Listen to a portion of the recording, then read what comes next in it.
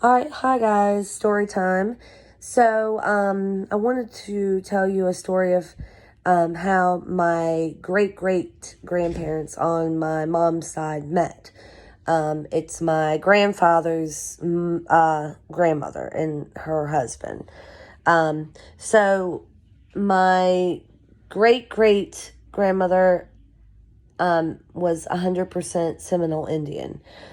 She was actually born on a reservation in Florida, and her dad is actually a famous chief called Ascala,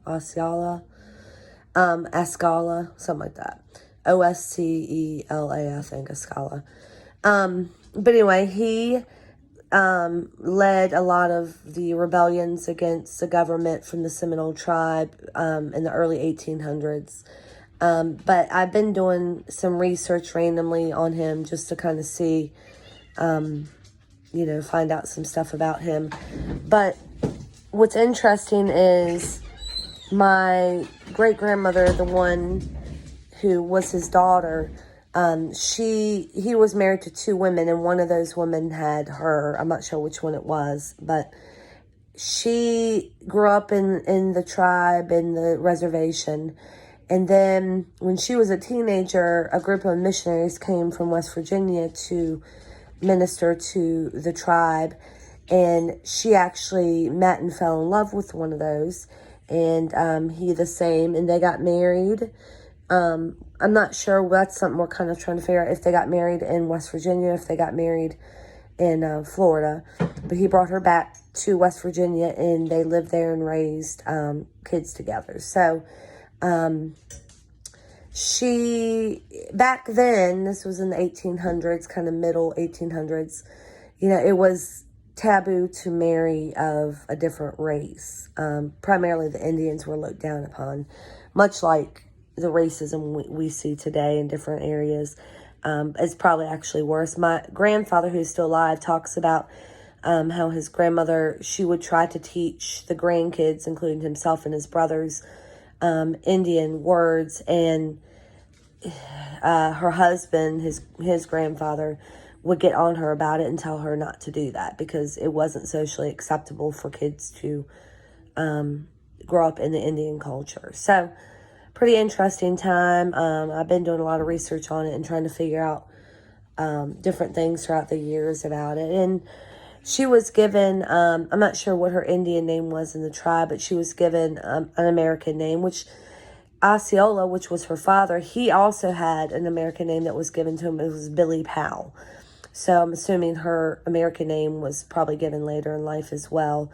And then he, as he grew older, refuted the name and said that, his blood he was a Creek, which was also an Indian tribe. And he said that he was renouncing his American ties. He was Indian. So pretty interesting stuff. If you look up his name, I think it's Osceola. There's a lot of stuff about him and, the different wars and rebellions that they led against the government at that time. And he did a lot for the Seminole people during that time to help recognize them as being also Americans and also part of this land. So, nowadays you hear people talking about Native Americans, and people are proud to be Native American, and that's a good thing. We've come a long way with that. So, just interesting facts and things that I've learned. I'm trying to think of some other stuff that I've learned.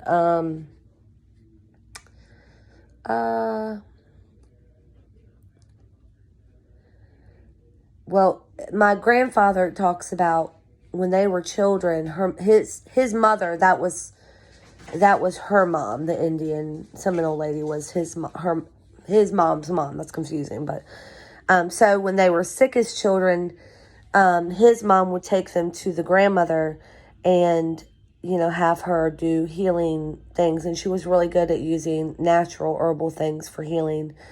And he can remember different times in his life going there. His mom would leave him there for her to take care and to get him better from whatever was wrong with him at the time. So, So she would use herbs and whatnot for that. And, you know, she taught the grandkids a lot, my grandfather being one of those. And they actually were very close. And my grandfather thought a lot of her. She didn't speak a whole lot of English, but he was able to understand. And he said even because they grew up with her that, you know, they were able as children to speak Indian and understand it from her. So, pretty neat family history. Yeah, so that's my story time. And, you know, they met and fell in love and come back and lived here in West Virginia. Well, in West Virginia, which is a state over, and raised a family together. So, and there's McKenna. I never knew that. I have never heard the story before. You like that story? That's pretty cool. I was actually trying to do something, so I wasn't in this video. That's okay. But it's whatever. All right, bye, guys. I just wanted to share that with you. Hope you enjoyed the story. Bye.